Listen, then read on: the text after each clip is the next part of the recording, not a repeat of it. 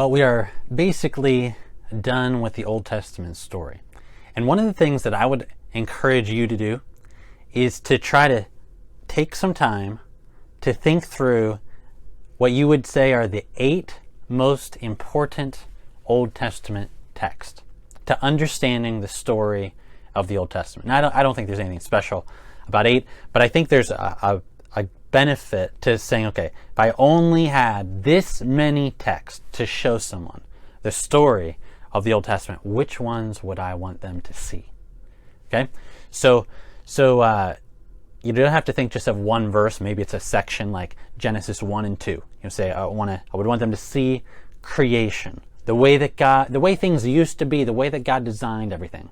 But I would like you to take some time. You could maybe pause this, do this for a few minutes, 5 to 10 minutes, or you could do it later, where you just try to take some time on your own to think through, okay, if I only had 8 passages in the entire Old Testament to try to help somebody who maybe doesn't know the Old Testament at all, or who's just starting to get to know it, to be able to grasp the big plot of the Old Testament.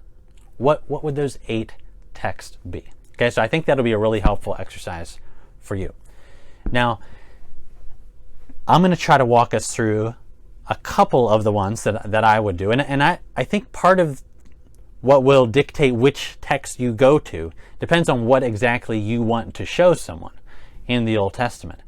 And I think what I would want to show someone is the main story of the Old Testament as it relates to the search for the offspring of the woman who would come to crush the serpent's head, right? I think that is the dominant story that we've been tracing. And so if you wanted to help someone see that, what text would you go to? Well, I think we go to Genesis 1 and 2. We'd want to see the creation of the world, how everything was beautiful, good.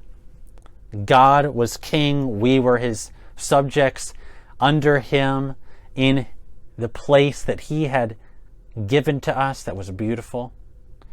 And that was paradise. Paradise is lost in Genesis 3, right? With the rebellion of our first parents against our king, our good king, and we hear the curses, and the whole world is plunged under sin and death and the curse. But in the midst of that curse, God promises of his own free will, not because we were even asking for it. We didn't want it. We were hiding, running from him. God comes to us and offers his hope and promises to do something, to undo what we have done, to raise up offspring from the woman who would be able to crush the serpent's head and take us back to the way things used to be.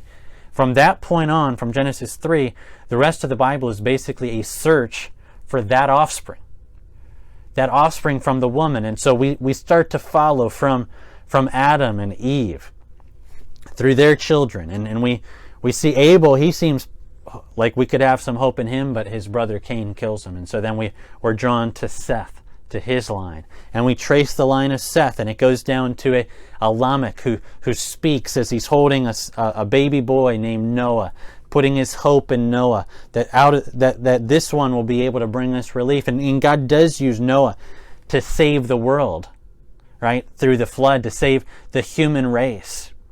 But Noah is not the one who's going to be able to crush the serpent's head. He turns out, even though he's like a second Adam, he turns out to be too much like the first Adam as he gets off the ark and sins against the Lord. And then we trace Noah's family. He's got Ham, Shem, and Japheth, and we follow his line down through Shem, and it leads to a man named Abram. And then we're knowing it's in Abram, and that God's going to bless the whole world, right? And so we follow Abraham through Isaac, through Jacob. And then Jacob has 12 sons, and we see Joseph save the line, but Joseph's not the one God is going to use to save the world. No, it's going to be Judah, whom God completely transforms from a immoral guy who cares only about himself into a man who's willing to lay down his life for his brother. And it's going to be through Judah that God is going to raise up a king who's going to rule. All the obedience of the nations is going to be brought or come to him, to someone from him. The scepter will never depart from Judah's line. And so then we start to see the people of Israel grow, right?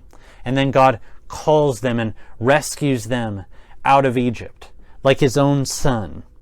He calls them out and he delivers them through the death of the firstborn sons in the land of Egypt. Through the blood of the Passover lamb, God spares the firstborn of Israel.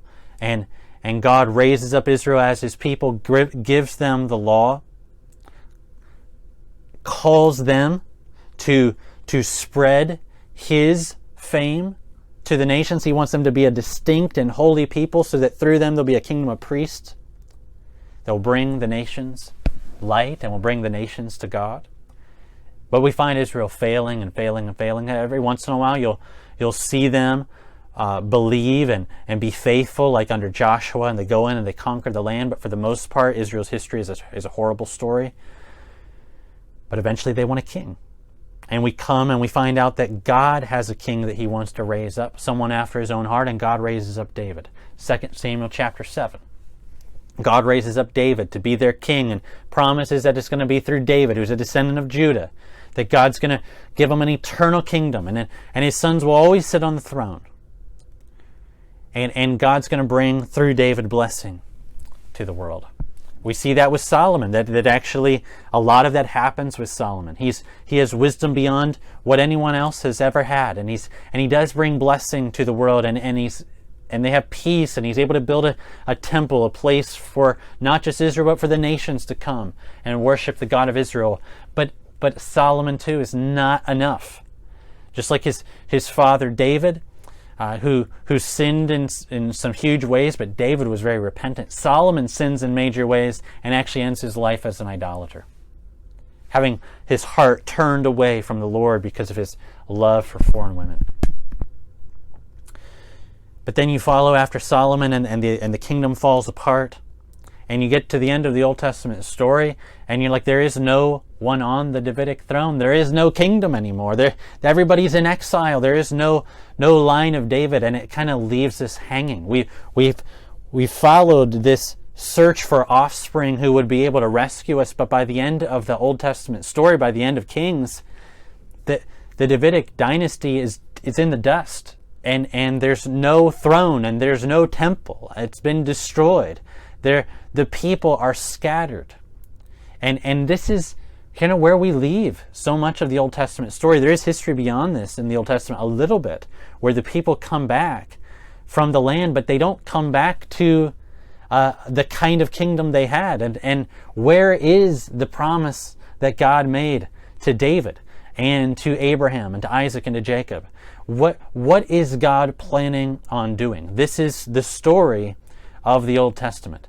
But yet we read about prophets who prophesy that one day on the other side of exile, God will do what he promised he would do. That exile is not the end of the story. Just like the exile from Eden was not the end of the story, the exile from the land, the promised land, is not the end of the story. But the Old Testament doesn't tell you the rest of the story, right? It doesn't have the rest to tell. But yet, so we leave the Old Testament sad, but yet with hope in the prophetic word that God will do something, that there is still coming a day, that God has not forsaken his promises to David. And what I'm going to do in the last session for the Old Testament is I'm going to show you that from the book of Isaiah. And so the next segment will be the last one for this Old Testament section, and we'll look at the book of Isaiah, and I want you to see how the prophets don't just predict exile, they predict what God would do on the other side of exile. And Isaiah specifically connects it to what God would do in fulfilling his promises to David. Though the Davidic line has been torn down, thrown down, seeming like it will never come again, like it's been chopped to the roots, God still has a plan to raise up a son from David to rule the world and to bring us back to the way things used to be. We'll see that next time.